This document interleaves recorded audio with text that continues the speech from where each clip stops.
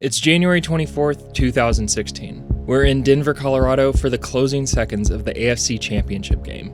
The New England Patriots are set to attempt a two-point conversion that, if successful, forces overtime.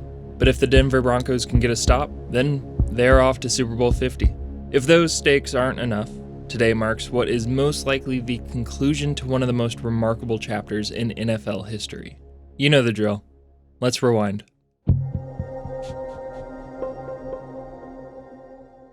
This is Tom Brady. Perhaps you've heard of him. Right now, the Patriots quarterback is looking to stay alive in order to ruin the potential storybook ending for Denver's QB and Tom's longtime rival, Peyton Manning. This matchup is the storyline. While he hasn't stated it for himself, the expectation is that these playoffs are Manning's last hurrah. The fact that, as part of it, we're getting another high-stakes round of Peyton vs. Brady is far too fitting. They've had a respectful rivalry, like the NFL's Magic vs. Bird. Two legends battling it out during their prime, and therefore forcing everyone to question which one is better. Peyton hit the league first. The Colts made Manning the number one pick back in 1998. And while he has had a career loaded with record-breaking performances, throwing an absurd amount of insert whatever passing statistic you want here, it's Peyton's mental approach to the game that has allowed him to revolutionize quarterback play. Manning is the reason that audibling at the line of scrimmage has become the norm. That said, no one does it like him. His incomparable ability to diagnose a defense, then conduct his offense to pick it apart play after play, it's notable enough to have become a meme in both senses of the word. There's a good chance he knows an opposing defense's scheme better than some of the defenders do themselves. And Manning will repeatedly force them to show their hand before the ball is snapped. That's part of the reason Peyton has racked up a ludicrous number of league MVP awards, to go along with a lengthy list of other accolades, trophies, records, you get it. Now, if there's been a knock against Manning, it's this. One Super Bowl victory in 3 appearances. That lone win gets minimized further by his contemporaries. Ben Roethlisberger in Pittsburgh has 2. Little brother Eli somehow has a pair as well, but no one can compare to Brady. Tom's success has done the impossible in making it seem easy or even expected for a great quarterback to win multiple Lombardi trophies. For many, that is the reason Brady edges Manning in the great debate. If you prefer comparing head-to-head record, Brady's had the upper hand there as well. Shit, Tom's first career start was a win over Manning's Colts. Brady, or Bill Belichick's game planning wizardry, became the thorn in Peyton's side. The Pats even rolled past the Colts on the way to back-to-back Super Bowl wins. Those early years, though, rarely could anyone stop the New England juggernaut. Their first 6 matchups all went Brady's way, and for the most part weren't close. The Pats won by an average 14-plus points. But after that early run, the head-to-head began evening out. Regular season Colts victories in 05 and 06 set the table for a third playoff battle, their second AFC Championship showdown. Not only did Manning lead Indy to 32 second-half points to cap off a wild comeback, a comeback that gave New England its first ever AFC title game loss, but 2 weeks later, Peyton got his first and only ring. After a 7-year wait to meet again in the postseason, Peyton notched another win, his first as a Bronco. So while Brady, from an overall record standpoint, has owned this rivalry, the tables have turned as far as who's had the upper hand in the playoffs. While one more showdown won't change either of these guys' legacies, today marks a fitting end to a rivalry that has pushed each legend throughout his career. One of these guys will be playing in yet another Super Bowl. One of them could be playing in his final game period. And one of them is facing a do-or-die two-point conversion. And as weird as it sounds, Tom Brady and the Patriots with this play are trying to prove last year wasn't a fluke. Yes, this 2015 season marked the 13th in a row where New England won double-digit games. They captured their 7th straight AFC East title. They're playing in their 5th consecutive AFC Championship. And most importantly, they are the defending Super Bowl champions. That's the sort of shit you think of when you picture Belichick and Brady in New England. But after winning 3 and 4 years, a 9-year drought followed where the Pats' only pair of Super Bowl appearances saw Peyton's little brother pull off some fairly shocking upsets. And those big stage failures overshadow some even more embarrassing early exits. Mark Sanchez.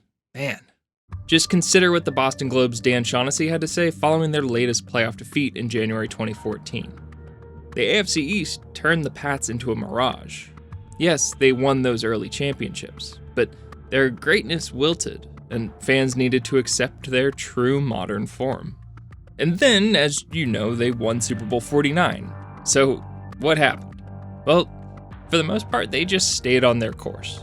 Belichick splashed a little bit in free agency, primarily giving the secondary a makeover that helped solidify this defense as one of the best in the league. Offensively, the biggest thing was getting a healthier Rob Gronkowski, one of the most unstoppable forces in the league. Brady, wizened with age, leaned on Gronk and Julian Edelman to form more or less a three-headed offense. The main difference between this team and the ones which forced Shaughnessy to lament? The breaks went their way. Yes, the Malcolm Butler goal line interception being the biggest one, but they also stepped up to finish off the Ravens in the divisional round. That was the sort of game that New England had struggled most to close out. So the Patriots of old returned, but for how long this time? Well, any questions surrounding this team were answered very quickly by a 10-game win streak to start 2015. This team, once again, or still, is very good, and it's returned to the point of being boring as to how good they are. That said, if they're so good, why are we in Denver right here? So, remember the Pats' 10-game win streak to open 2015? Well, would you look at who snapped it? Denver won an overtime dogfight, which put them one game back of New England with 5 to play. For 4 weeks, the Patriots couldn't break away. The Broncos couldn't gain ground, and New England controlled their destiny entering Week 17. But whether the Pats focused on avoiding injuries or not showing too much before the postseason, a conservative game plan allowed the 5-win Dolphins to pull off an upset in that finale. And later in the afternoon, when the Broncos held off San Diego, the AFC's top seed went to Denver. That meant once each team got through the divisional round, the table was set for a rematch right here. And the NFL scriptwriters nailed this moment, considering Denver's identity is their defense. But part of why this moment means so much to the Broncos is the legacy of their quarterback. Yes, he's a surefire Hall of Famer, but the last few years could leave a little bit of a stink on that storied career. The first half of Peyton's time in Denver was incredible. He came back from multiple neck surgeries to set passing records within a prolific offense that marched into the Super Bowl. But a gut punch from Seattle began to unravel the Broncos. A season later in 2014, if you looked within Denver's impressive 12-4 record, you saw 2 defined halves. The first, a gunslinging, hyper-efficient, vintage Peyton Manning. The second? Well, the QB looked much closer to his age. Inevitable, yet hard to digest. While never mistaken for a mobile quarterback, Manning struggled to avoid pressure, which, when paired with diminished arm strength, made for some rough results. After they lost their only playoff game, the Broncos saw their window shrinking. The 2015 offseason proved pivotal. Denver cleaned out the coaching staff, and incoming head coach Gary Kubiak saw the value in molding his offense to fit this version of Manning. But really, what helped Manning and the franchise most was the guy brought in to lead the defense. Wade Phillips took over a star-studded, menacing group that could harass at every level. Von Miller and DeMarcus Ware crashed down from the edge. Danny Trevathan and Brandon Marshall added a 1-2 punch at inside linebacker. And then the true stars of this show, a terrorizing secondary nicknamed the no-fly zone. Sometimes it's hard to quantify which defense is number one in the league, but in 2015, Denver made sure no one could debate their place at the top. Unfortunately for the Broncos, that defense proved extremely necessary. In Week 1, they recorded the only Denver touchdown of the day. In Week 2, the offense, again, couldn't surpass 300 total yards, but that defense notched 5 takeaways. Across the first 7 games, Peyton struggled unlike he ever had since his rookie year. 11 picks to go with just 7 touchdowns, yet Denver kept winning. 7 straight to start the year. But then Peyton's wheels got tired of wobbling and just fell off. During a loss to the Colts, Manning partially tore his plantar fascia, and when he tried to play through it a week later, put together his worst game ever, which he only needed one half to do because he's nothing if not efficient. That's where this Robert Pattinson lookalike stepped in. Brock Osweiler helped buoy the offense. Perfect? No. But he did enough while Peyton healed up. After getting the start in that big win against New England, he helped Denver edge past another AFC frontrunner. A loss to the Bengals there would have cost Denver their shot at home field advantage in the playoffs. Now, Osweiler's follow-up performance did nearly cost Denver that chance. 3 first-half turnovers plus a bum shoulder opened the door for a now healthy Peyton. And when Manning led a Broncos comeback to secure the top seed, there was no going back. This was his team. With that defense plus a great ground game, Denver was built for the playoffs. Sure, the same could be said a year ago, but they survived their first challenge this time around. That's what set up the showdown with New England, one where Denver actually ended up as home underdogs. While Peyton didn't bite leading up to the game, many wondered about the future on his behalf. Could his incredible career end in storybook fashion? Well, if this score doesn't change, he and the Broncos will have that chance. Granted, they could have locked up that Super Bowl trip moments ago. In the first 17 minutes tonight, a pair of Manning to Owen Daniels touchdowns sandwiched a Steven Jackson score. But from there, the defenses settled in. Field goals were all either offense could muster. And as the game crept along, Denver held an 8-point lead with 10 minutes left in regulation. That's when all of our main characters turned into caricatures of themselves. Cornered with no option but a touchdown, the Pats offense finally got things moving again. 11 plays, dinking and dunking across 64 yards, but once everyone faced a 4th and 1, New England went for some razzle-dazzle, while Denver just went for the ball. After the Broncos finally corralled Edelman down, Brady's expression made it pretty clear for all of us what it's like to face that defense. But then it was Peyton and the offense's turn to play their role in our theatrics.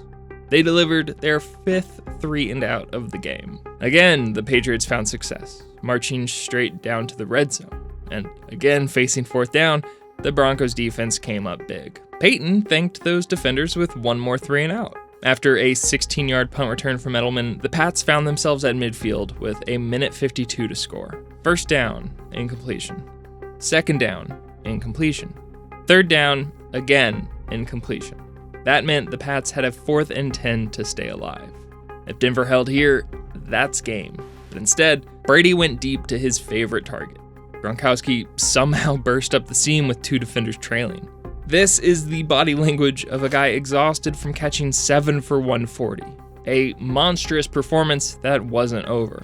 After a pair of incompletions and a 6-yard gain, the Pats faced their 4th down of this quarter. 17 seconds left, one more chance for the Broncos defense to end it. Everyone knew who Brady would be looking for. And the pass rush forced him to toss this duck, which floated towards the end zone, where Gronkowski magically appeared between a pair of orange jerseys, somehow staying in bounds on the play. For as amazing as the Broncos defense has been all year and today, no one had an answer for this guy.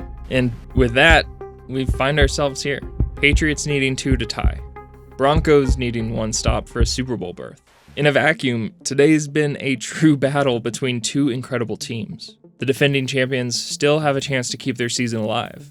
A season they hope can show they're not slowing down. For the entire Broncos team, a win marches them 1 step closer to finishing what they started a few seasons back.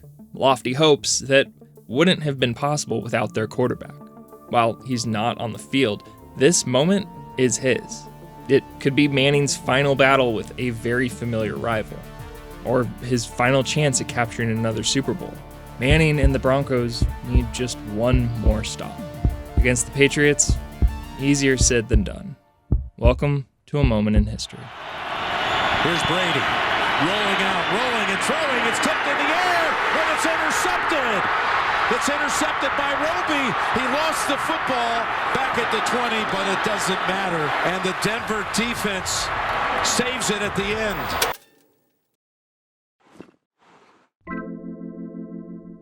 Hey, thanks for watching, and happy football to you. Whether you want something wildly different or you'd like to keep this train going, we've got you covered. Subscribe to Secret Base, and we'll see you soon.